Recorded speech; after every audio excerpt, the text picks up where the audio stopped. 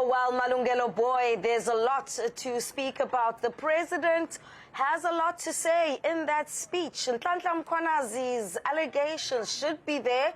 The water crisis in Johannesburg and other parts of the country. Vuyo, Mvoko, what else should the president be saying tomorrow? Well, a matter we haven't spoken about, all the other issues we spoke about with Angelo throughout the afternoon. The issue of the generals, which made a lot of people anxious, a lot of people asking, are we on the verge of some kind of mutiny, especially after the South African National Defence Force spokesperson said quite emphatically that the reason that board was set up was because they believe that the president was defied by the army generals on the issue of Iran and, of course, the drills that happened in Simonstown. I don't know if you think it's an issue that the president will speak about in any meaningful way. I don't think that that will feature so significantly. I suspect that there may be a line about accountability and discipline in the military.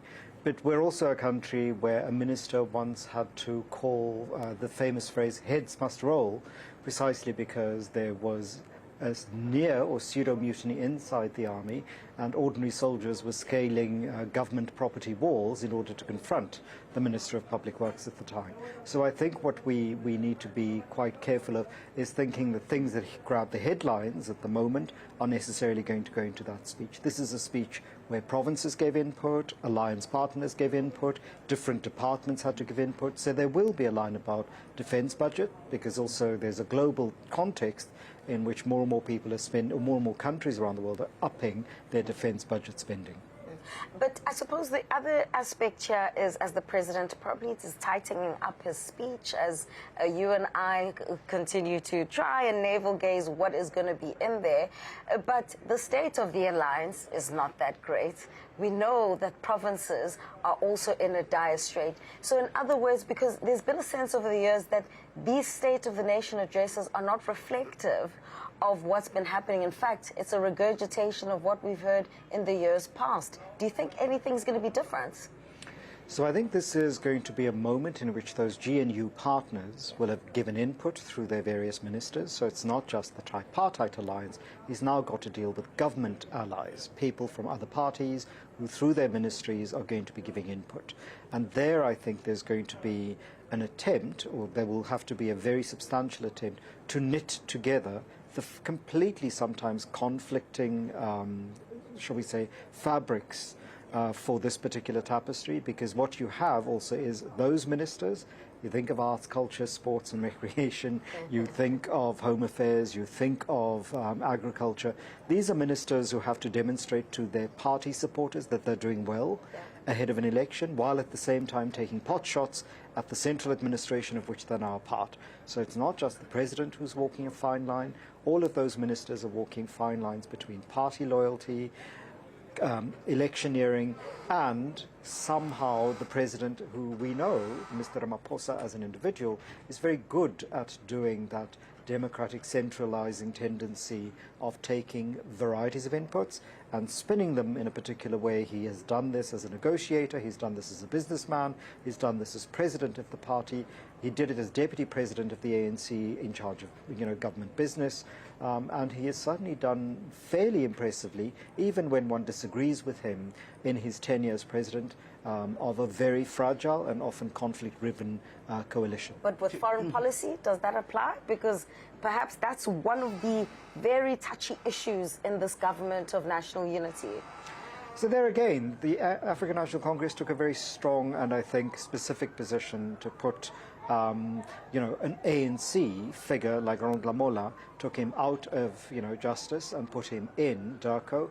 And it's the officials in DIRCO, including Ziyanda Ngcobo, who have been pushing not just policy but performance, and also I think for all of the criticism the South African government has come in for, its reading of shifts in the global realignment, which is not going to happen overnight. It's not a television series coming at us on some streaming platform. It's going to take a decade and a half to reorganize itself, that they've taken proactive steps to make sure that the longer term planning is in line with where power is shifting in the world, and not looking back at some fantasy of the 20th century that even the neighbors of the hegemony, the United States, are not doing. So Canada has moved on, the EU has diversified, and those exercises with Iran and China, I think, was just another step towards a signal that things are moving beyond a United States unipolar-dominated world to a world in which we don't yet know what that will look like 15 years from now, but it certainly will not be the United States dictating to the rest of the world the way in which it's trying currently to continue to do. But do you think they may have found one another in the past year, or found a formula, at least, of dealing with these issues? Because if we cast our minds back to the big issue of the budget, you know, that had to take 3 times, in order for them to find one another and find a way around the issues that they had. Add to that the fact that the second biggest party, the DA, is about to lose its leader, who was very close compared to others, I say, to the president of the ANC, because for a while they kept it between themselves, and how they kept things going. And John Steenhuisen managed to win over a lot of his own people within the DA to go with him on the question of staying within the GNU. We don't know what's going to happen in the next couple of months once a new leader is elected, and what his approach is going to be. And it's not only about geopolitics and their approach, to international relations, which is a problem on its own, but there are several other issues of who to deal with and who takes responsibility for it, for even things that they actually weren't responsible for. Do you think they have found one another, or they're going to find one another beyond this point and with everything that's going to happen? By the way, the PAC has also said that they may, as small as they may be, but they have said we're not happy with this relationship as well. We are looking at how to deal with it. So I think here one must remember the last time we had a GNU in this country, it was a constitutionally constructed, government of national unity. It wasn't a coalition agreement. The people who were in that coalition with the African National Congress, they don't exist anymore, the National Party. And the Democratic Alliance might want to think about whether or not the man who was part of the negotiating team that sort of resulted in Africa's most powerful military at the time, the National Party apartheid regime, to get out of power and within half a decade disappear. What the Democratic Alliance may need to look at is, has that close relationship between John Steenhuisen and John Steenhuisen's exit from the party not been a challenge for them that they must not go the way of the National Party? Because whatever leader they elect in place of Mr. Steenhuisen will still either have to work with the ANC as the largest party in that coalition, or should they step out of the coalition in 2029, still answer for what they did in that coalition to begin with. And one does want to ask all of the parties who are in the GNU to what extent they believe that whatever weakness they've identified in the African National Congress, they will survive, and the 114-year-old juggernaut, injured, limping, internally riven, is necessarily going to go by the wayside, and they will be left standing. That wasn't the case with Africa's most powerful military, with its nuclear weapons, the National Party apartheid regime. Why would any other party think they're going to come out of this and be somehow rising above the fray, just as a matter of nature? And one says this not because one wants them to go into demise. One wants strong democratic opposition. You want good parties across a variety of political spectrums, but you also have to ask them why they make the choices that they do, and do they have their own longer-term survival in mind? And the same question that I raised before about youth, handing over democratic deficits, none of our parties seem to have a handover succession plan in place. So the fact that we have to go, who is likely to replace John Steenhuisen when he isn't there? Is the only other candidate, Jordan Hill-Lewis from the city of Cape Town? What happens beyond that? Where is the depth of leadership for people who are not just mayors of cities? Who are the other people who have risen into the party? Where are all the black candidates? Where are all those black DA people who've been there for 20 years? Why are they not in the mix? When we started, we spoke about the crisis of unemployment, a ticking time bomb, as everyone has been saying. But there's a school of thought that says it's about as the saying goes, economy, stupid.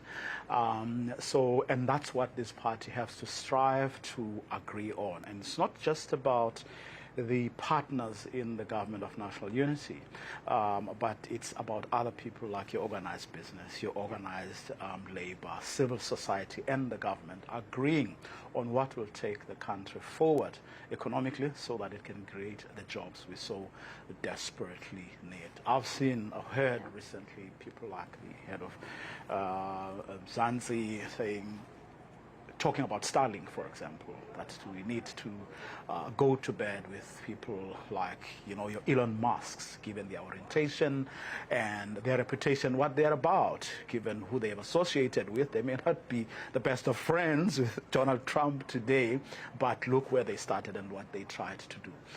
The point I'm really coming at is, do you see these partners saying, let's put our differences aside and let's bring everyone else who belongs to this conversation and talk about how we are going to grow this economy so that it creates jobs? So I don't think that broad church politics necessarily works across party lines, because the conflicts that we've seen so far, whether it's on the policy in education, whether it's on the policy in migration, whether it's on the policy in energy, that's not going to resolve itself across party lines, particularly because it's no longer even resolved intra-party, and not just in the African National Congress, but in the DA. The second issue is we tend to focus very much on an economistic lens, but there is a planetary lens that we also need to pay attention to. And there is a great anxiety in Canada, in the EU, in the Far East, particularly in China, of the planetary cost of the endless return that America wants to go back to, which is fossil fuel-based economy, an economy that is based on more and more resources used without renewables, and we are facing a ticking time bomb. So we've known from the IPCC, the Intergovernmental Panel on Climate Change, that we have overshot all of the targets necessary, and what the second half of the century looks like is infinitely worse than we could have made it. And so when these partners come together, it isn't just existing businesses interested in profit. It isn't just the politicians interested in re-election. We also have a social compact with the 62 million people of this country and perhaps the 800 million people on this continent who are going to live on and inherit a social structure, inherit a mixed system of living that will have challenges that are engendered by the climate catastrophe, including water shortages, political instability, a greater migration crisis. And so our gaze cannot just be about our local issues only. They're in a global context. And some of those global players didn't get there because of their business acumen. They got there despite their business acumen, because of the nature of economic and political planning in the United States. And deregulation has been one of the crises. So the players in South Africa have to deal with fixing an economy that is partly the fault of internal dynamics, but also battles that they lost in the 1990s around deregulation. And people love the word deregulation when it means there are fewer rules for me, but more rules for them. We've had a defanging of our trade unions, so the trade union membership is in the lowest it's been in more than a generation. And if one thinks of how hard black poor people fought for union recognition in the 20th century, it's a tragedy that many of those who were in that fight are now sitting in ministerial positions, passing policies that result in greater neoliberal opening up of opportunities for corporations. There's almost no talk. So, for example, in Japan, there is a cap on CEO salaries. There's nothing like that in local discussions about this. We talk pro-business, investment opportunities, but we talk nothing about how the percentage of the business money that goes towards investors and shareholders and away from labor. We talk about the fourth industrial revolution and automation in a country that, should have people do jobs. Yeah. So I think it's a very complex mix of problems, and who gets to the table determines how long-term the solution's consequences will be. All right, so Angelo Fick, we're going to hold it there for now, and we're going to take you to another part of this very precinct where, as you'll know, there have been news abound here in the city of Cape Town, but in Parliament in particular. And I know that Zoleka Kotashe will be reflecting on some of what's been taking place at that ad hoc committee, looking into the allegations made by Lieutenant General Nhlanhla Mkhwanazi. But from myself, Vuyo, Mvoko, and Angelo Fick, we're going to be back here tomorrow at this very venue. But stay tuned to Newzroom Afrika channel 405 from the morning, 6 a.m. Iman Rapeti and Arabile Kumete will have you covered. What's on your mind? 405 Nation, as the president wraps up writing that speech, will he reflect what's most important to you? We hope so, but do stay with channel 405 for all that analysis and more. But for now, it's goodbye.